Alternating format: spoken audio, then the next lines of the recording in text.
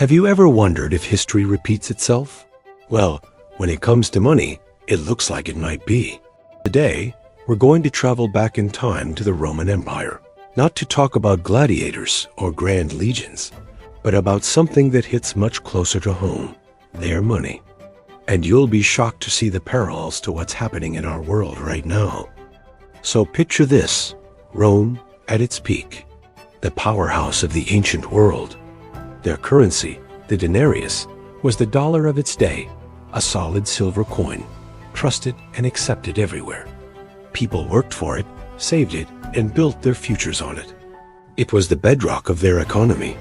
But then, something started to change, slowly at first, and all at once. This is where our story really begins, with a problem every government faces.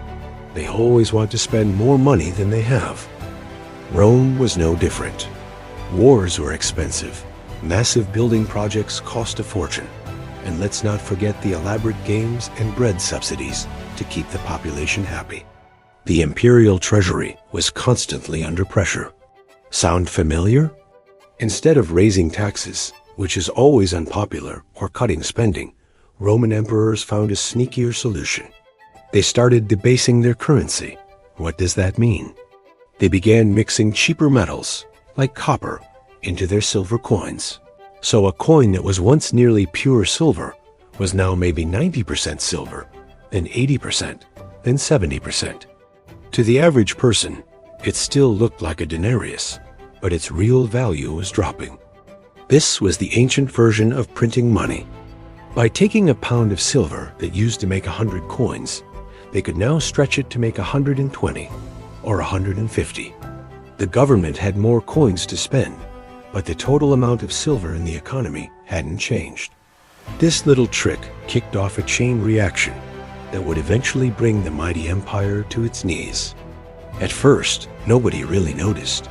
But as more and more of these watered-down coins entered circulation, people started catching on. Merchants, being clever, would start demanding more of the new, less valuable coins for their goods. Why would they trade a loaf of bread for a coin that is only half silver when they used to get one that was pure silver? This, my friends, is the birth of inflation. Prices for everything started to climb. A soldier's salary, which used to be enough to live comfortably, could barely buy him groceries. People's life savings, stored in what they thought were valuable silver coins, evaporated into thin air. Imagine saving for retirement your whole life, only to find out your money is worth a fraction of what it was. That was the reality for millions of Romans. The government's response was, unfortunately, to double down. Instead of fixing the problem, they just debased the currency even more aggressively. By the mid-3rd century, the denarius, which started as pure silver, was basically just a copper coin with a thin silver wash. At that point, it was practically worthless. The whole system broke down. People lost faith in the money completely. So what happened next? The economy reverted to barter. Farmers would trade wheat directly for tools. Soldiers demanded to be paid in food and land, not worthless coins.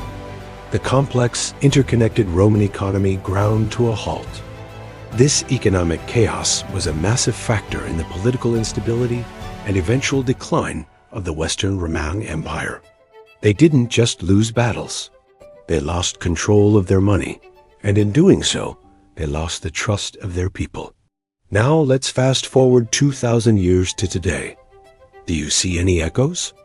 For the last few decades, governments around the world, including in the United States, have been facing a similar problem. Massive spending and not enough revenue.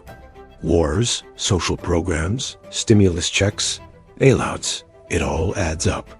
And how do they pay for it? Instead of debasing coins with copper, modern governments have a much more sophisticated tool, the central bank and the money printer. When a government needs money it doesn't have, it can issue bonds. The central bank, like the Federal Reserve in the US, can then buy these bonds with newly created digital money. This process, known as quantitative easing, injects trillions of new dollars into the financial system. just like the Romans adding copper to their coins. This increases the supply of money without increasing the actual wealth or productive capacity of the economy. And what's the result? We're living it. We call it inflation. Look at the price of groceries, gas, housing over the last few years. Your dollar just doesn't go as far as it used to. The purchasing power of your money is being eroded, not by mixing in copper, but by creating trillions of new digital units out of thin air. The principle is exactly the same. The scary part is how similar the patterns are. The process starts slowly, almost invisibly. Then, as public debt skyrockets and the money creation accelerates, inflation starts to pick up speed. People's savings lose value. The cost of living squeezes the middle class. And just like in Rome, people start to lose faith in the currency. They look for alternatives to store their wealth, things like real estate, stocks, gold, and even newer assets like Bitcoin. They're trying to escape a currency that is being systematically devalued. So, what's the lesson here? The story of Rome isn't just a dusty history lesson. It's a cautionary tale. It shows that no empire, no matter how powerful, is immune to the laws of economics. When a government destroys its own currency, it destroys the trust that holds society together. It leads to economic chaos, social unrest, and political decline. Are we destined to repeat Rome's fate? Not necessarily. But the parallels are undeniable and, frankly, a bit unsettling. Understanding this history is the first step. It gives us a framework to understand the headlines we read every day about inflation, national debt, and central bank policy. It's not just abstract numbers. It's a story that has played out before, with very real consequences. The choices we and our leaders make now regarding spending, debt, and the value of our money will determine whether we learn from history or are doomed to repeat it. It's a critical moment, and being informed is more important than ever. What do you think? Are we on the same path as ancient Rome? Let me know your thoughts in the comments below. Thanks so much for watching. If you found this video interesting and thought-provoking, please hit that like button and subscribe for more deep dives into how the past shapes our present. See you in the next one.